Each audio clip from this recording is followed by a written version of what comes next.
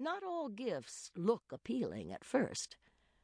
When my publisher decided to send me on a regional book tour beginning that spring, I was fearful and shy. Readings, book signings, newspaper and radio interviews, the public face of publishing was exciting, but difficult for me, as someone who had lived a relatively solitary life, tucked away on a small horse farm for so many years. But the tour was a boon, bringing me back in touch with old friends and important family members with whom I had lost contact. The tour was a reminder that when you're doing what you're supposed to be doing in this life, amazing things can happen. Chapter 1. I had completed a first novel in 1997. Then I'd worked hard on writing a good query letter. I put as much effort into it as I had into writing the manuscript. I kept it really brief, a 4-sentence synopsis of the book, a short paragraph about my professional background, and a 1-sentence endorsement of the manuscript from a well-known author who had read it. I'd sent out 100 of these query letters, all at the same time. 25 agents responded, asking to see the full manuscript, and of those, 4 had offered me representation. All of this had taken more than a year, one long year of facing the weekly rejections. I had dreaded going to the mailbox. Sometime during that year, the sleepless nights began, the nights of lying in a fetal position, then turning to stare at the ceiling. My animals kept me going. A pug tucked under one arm, my 2 Siamese cats under another, and my collie Mix stretched across the foot of the bed.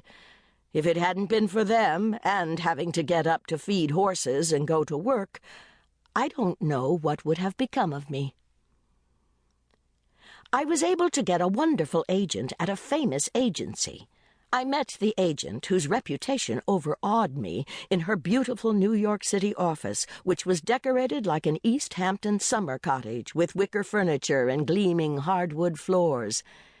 She was surrounded by her authors, their books displayed on 3 walls, every one of them a renowned literary name.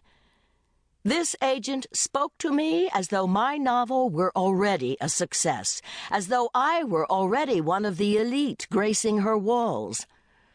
"I expect to get about 20,000 for this book," she said. "First novels are always the hardest.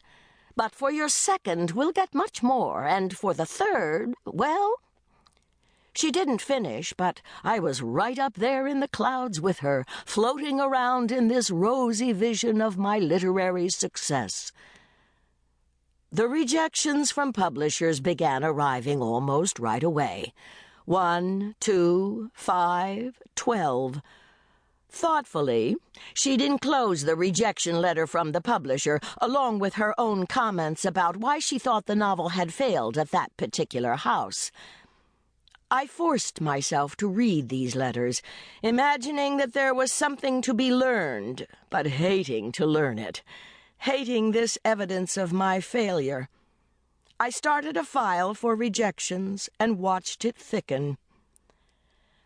After about a year, the rejection letters came less often, and then hardly at all, and then they stopped.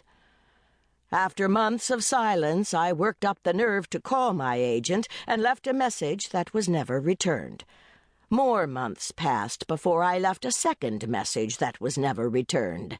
And then, one day, she returned the manuscript with a 1-line note of apology for being unable to sell it. The nights got longer, and even the days seemed dark.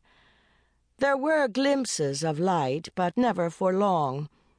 2 more agents came and went. Nothing changed but their furniture. Years passed. I fell in love with a wonderful man named Paul. My beloved dogs and horses aged and died. I refilled the barn with horse boarders. My brother and sister-in-law gave me a chocolate lab puppy, and I adopted 2 pug siblings whose owner was leaving the country. During the day, I went to my job as a social worker, then to a new job as a writing adjunct at Marist College.